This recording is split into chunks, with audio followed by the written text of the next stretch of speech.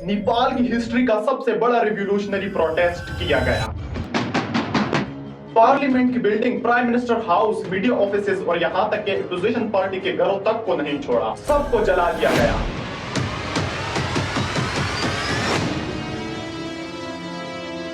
Finance ministry को तो सड़कों पर निकालकर जूतों से मारा गया। सोशल मीडिया एप्स पर भी बैन लगा दिया गया क्योंकि वहां से प्रोटेस्ट बढ़ रहे थे। लेकिन ये केपी शर्मा ओली की एक बहुत बड़ी बेवकूफी साबित होती है। बेरोजगारी, अनएम्प्लॉयमेंट, खतरनाक इकोनॉमिक रेसिजेंस और डगमगाती हुई नेपालियन इंडस्ट्रीज और ट्रेजरी। हालत तो ये हो गई थी कि हजारों लोग पैसों की खातिर रशिया यूक्रेन की वॉर में लड़ने चले गए।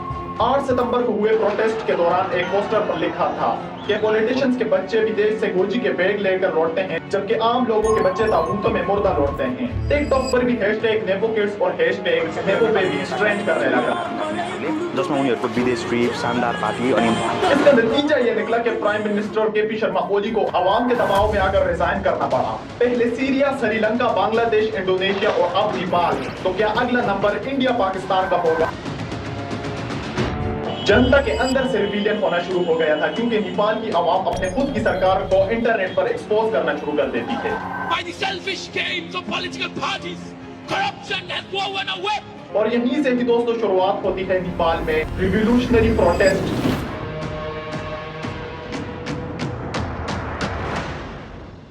8 सितंबर 2025 नेपाल में पार्लियामेंट के बाहर भारी प्रोटेस्ट देखने को मिले। ये प्रोटेस्ट इतने भारी थे कि पार्लियामेंट हाउस की बिल्डिंग को आग लगा दी गई, प्राइम मिनिस्टर हाउस को भी आग लगा दी गई, यहाँ तक कि अपोजिशन पार्टी के हाउसेस और मीडिया ऑफिसेस तक को आग लगा दी गई। नेपाल के एक्स प्राइम मिनिस्टर के हाउस पर भी आग लगाई गई, जिसमें अनफॉर्चुनेट बात ये हुई कि नेपाल के एक्स प्राइम मिनिस्टर की वाइफ राजेक्ष्मी चित्रकार की डेथ हो गई। देखते ही देखते सब कुछ राख में बदल गया।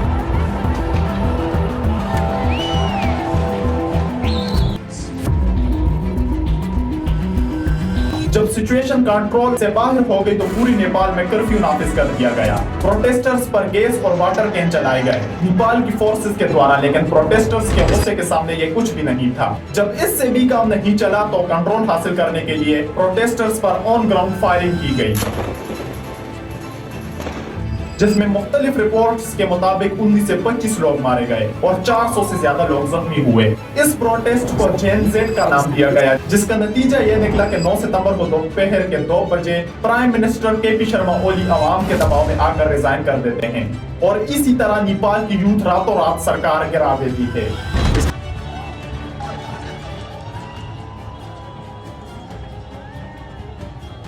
बेसिकली इस प्रोटेस्ट के पीछे 4 मेन ऑब्जेक्टिव थे। पहला, करप्शन और नेपाली पॉलिटिक्स में नेपोटिज्म। प्राइम मिनिस्टर और लीडर्स के बेटियों और बेटों का राज था। आम लोगों को एक वक्त की रोटी भी मुश्किल से नसीब हो रही थी, जबकि पीएम के बच्चे लग्जूरियस लाइफस्टाइल जी रहे थे। दूसरा, सोशल मीडिया एप्स और मीडिया को बैन करना, जिसका मतलब यह था कि नेपाल की सरकार हर चीज पर अपना कंट्रोल हासिल करना चाहती थी, यानी सीधे तौर पर वो नॉर्थ कोरिया की तरह डिक्टेटरशिप लाना चाहती थी। लेकिन सोशल मीडिया एप्स पर बैन लगाना केपी शर्मा ओली की एक बहुत बड़ी बेवकूफी साबित होती है। तीसरा, बेरोजगारी, अनएम्प्लॉयमेंट, खतरनाक इकोनॉमिक रेसिजेंस और डगमगाती हुई नेपालियन इंडस्ट्रीज और ट्रेजरी। जॉब्स ना मिलने पर लाखों लोगों को माइग्रेट करना पड़ा अदर कंट्रीज में। हालत तो ये हो गई थी कि हजारों लोग पैसों की खातिर रशिया यूक्रेन की वॉर में लड़ने के लिए चले गए। 8 सितंबर को हुए प्रोटेस्ट के दौरान एक पोस्टर पर लिखा था कि पॉलिटिशियंस के बच्चे विदेश से गुजी के बैग लेकर लौटते हैं, जबकि आम लोगों के बच्चे ताबूतों में मरे हुए लौटते हैं। और चौथा, इन्फ्लेशन और बेसिक एमिनिटीज ना होने के बराबर थी। खाने पीने की चीजों के दाम आसमान छू रहे थे, लेकिन जेन जेड ने रातों रात नेपाल की सरकार गिरा दी। पहले सीरिया, श्रीलंका, बांग्लादेश, इंडोनेशिया और अब नेपाल। तो क्या अगला नंबर इंडिया पाकिस्तान का होगा? आखिर नेपाल में रिबेलियन कैसे शुरू हुआ और इसके पीछे क्या वजह थी? आइए जानते हैं नेपाल के बारे में आज की इस वीडियो में।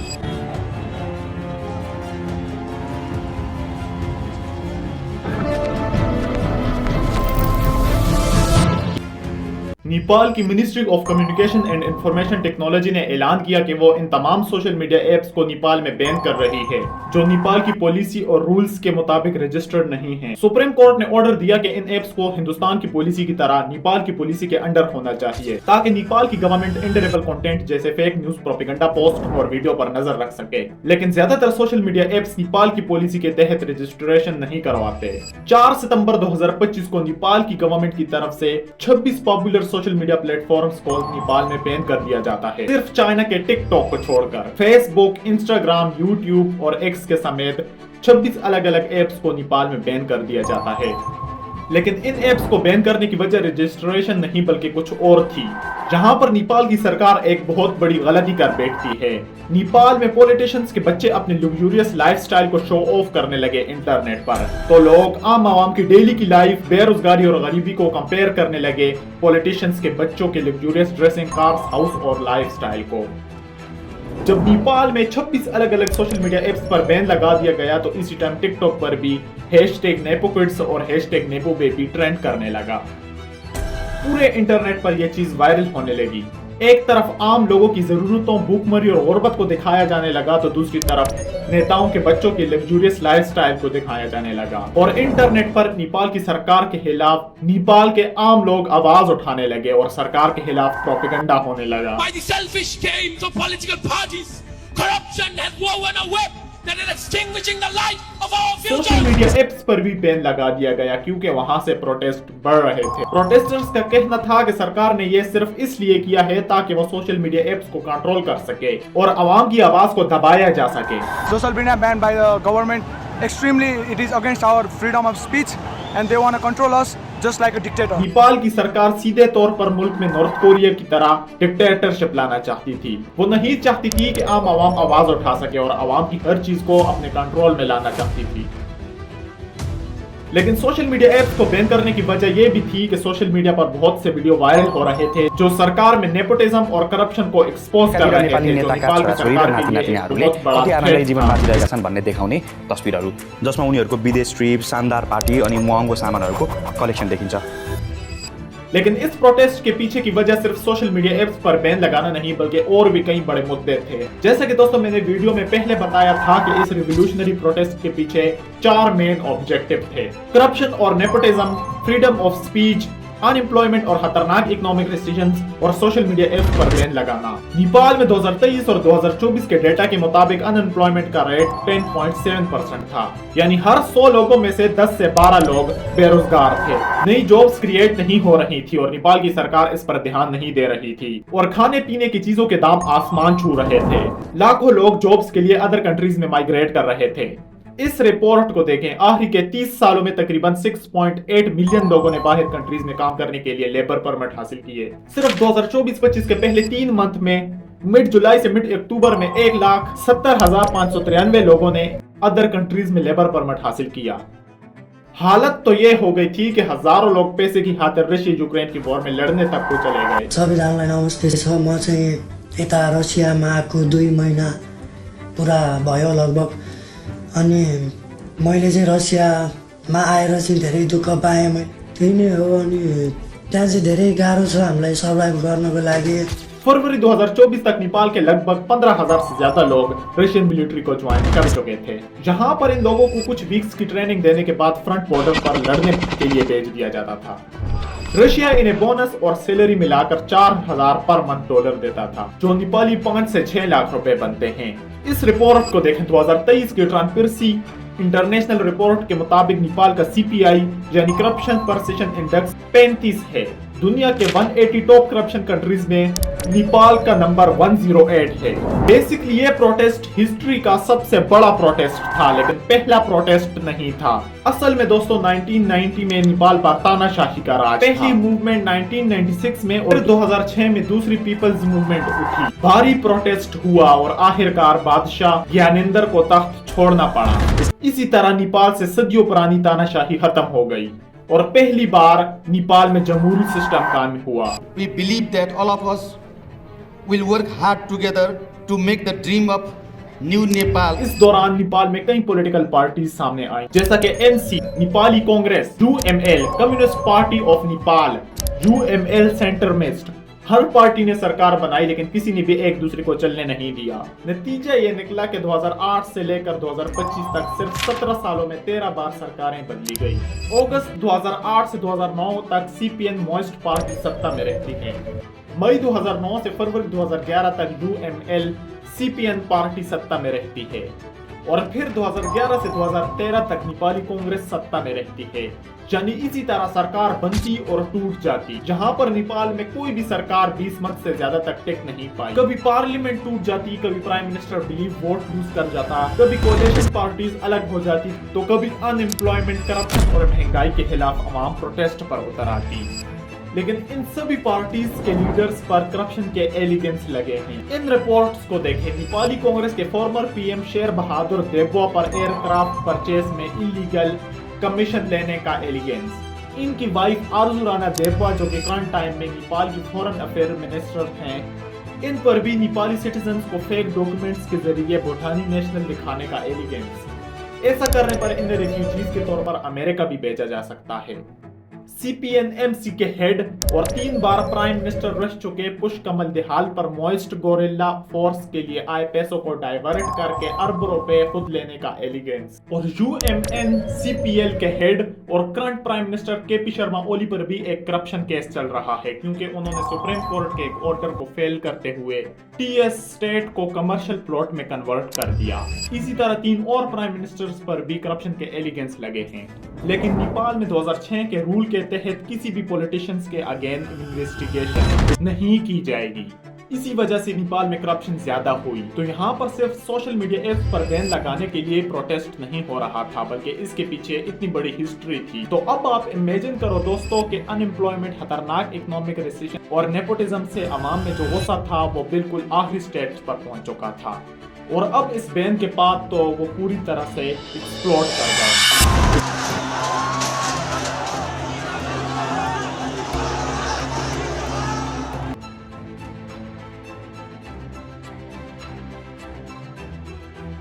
इन सोशल मीडिया एप्स की वजह से जिनका थोड़ा बहुत रोजगार चलता था, अब वो भी बंद हो गया। जो लोग मैसेंजर और व्हाट्सएप के जरिए विदेश में अपनों के साथ बात करते थे, अब वो भी बंद हो गया। इस रिपोर्ट को देखें। नेपाल के तकरीबन 70 लाख से ज्यादा लोग जॉब करने के लिए बाहर कंट्रीज में रहते हैं और सोशल मीडिया एप्स पर बैन लगाकर नेपाल की सरकार एक बहुत बड़ी गलती कर बैठी है। हजारों लोग सड़कों पर उतर आते हैं प्रोटेस्ट के लिए, लेकिन लोगों को प्रोटेस्ट भी नहीं करने दिया जा रहा था नेपाल की सरकार के द्वारा। पूरे नेपाल में कर्फ्यू नाफिज कर दिया जाता है और पुलिस को खुली छूट दी जाती है रोडों पर कि वो प्रोटेस्टर्स के साथ जो चाहे मर्जी वो कर ले। गैस और वाटर कैन चलाए गए, लेकिन जब सिचुएशन और बिगड़ गई और इन सब से काम ना चला तो ऑन ग्राउंड फायरिंग की गई नेपाल की फोर्सेस के द्वारा प्रोटेस्टर्स। कई लोग मारे गए, सैकड़ों लोग जख्मी हुए। लेकिन ये प्रोटेस्ट इतना भारी था कि पार्लियामेंट हाउस की building, prime minister house, opposition party के हाउस और यहाँ तक के मीडिया ऑफिसेज तक को नहीं छोड़ा गया, सबको जला दिया गया।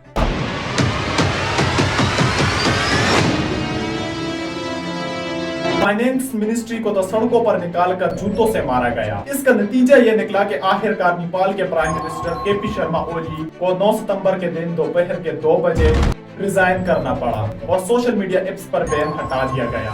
और इसी तरह दोस्तों JNZ ने नेपाल में रातों रात सरकार गिरा दी।